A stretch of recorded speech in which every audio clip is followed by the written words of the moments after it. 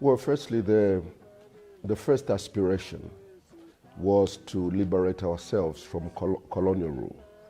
And our forefathers gave that to us at independence. Beyond independence, it becomes the responsibility of all Zambians, the liberated people, to acquire certain levels of education in order for us to defend our liberty and also to create a future for ourselves. And I think on that score, Dr. Kenneth Kaunda and his colleagues realized that if education was not available to our people, we were not going to truly be liberated or independent.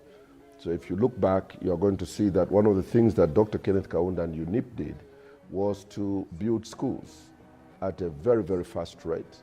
They built the University of Zambia, colleges across the country, with the goal that if the Zambians could get an education, then they'll be able to run their own affairs. So on that score, I think we have done well as a country.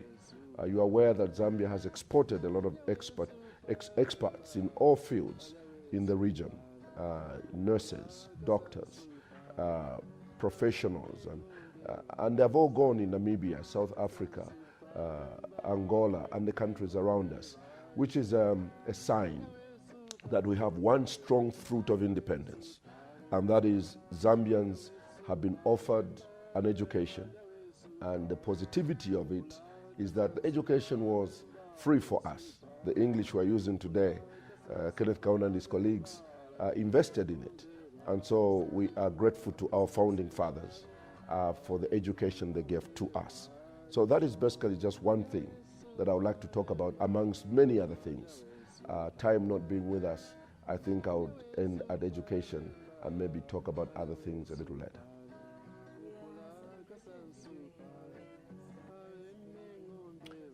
Yeah, I think that during my time as vice president, we had several programs we were working on. Some of them were long-term.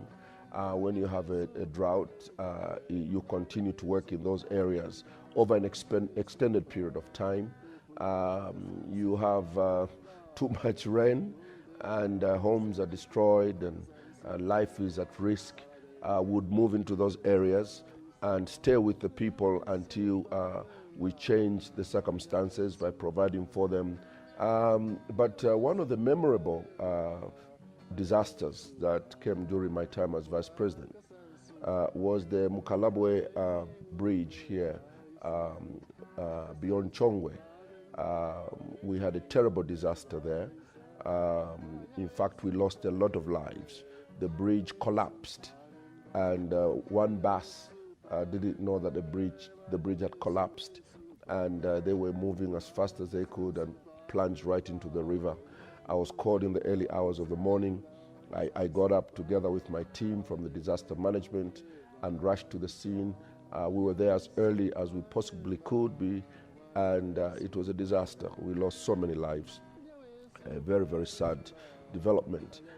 So we had to work with the rescuing groups, and we had to work with the army. We had to work with a consolidated team of security personnel, medical staff, to make sure that we retrieved the bodies, took them to the mortuary. Those who were injured, we took them to the hospital and dealt with that particular issue. Beyond that, now we had to deal with, you know, that Eastern Province is almost another country. You know, there's only one way to get there. And with that bridge like that, there was no other way of accessing Eastern Province.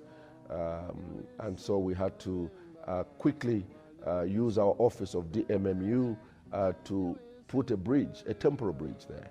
And that's just beyond Chongwe. So I worked with a disaster management unit team, at that time led by Mr. Kangwa, and we made sure that we put a bridge there. The army helped us to put a bridge, and you know, traffic resumed to go to the Eastern Province. Of course, there was a lot of backups. You know, business people were delayed because, you know, their trucks were parked along the way. They couldn't travel. But the good thing about disaster management and mitigation unit is that we are much faster than any other contracting company that could have done that. Obviously, after we did that emergency bridge, we had to come out and strengthen it by making it to become one of the usual bridges. But at least we got the traffic moving.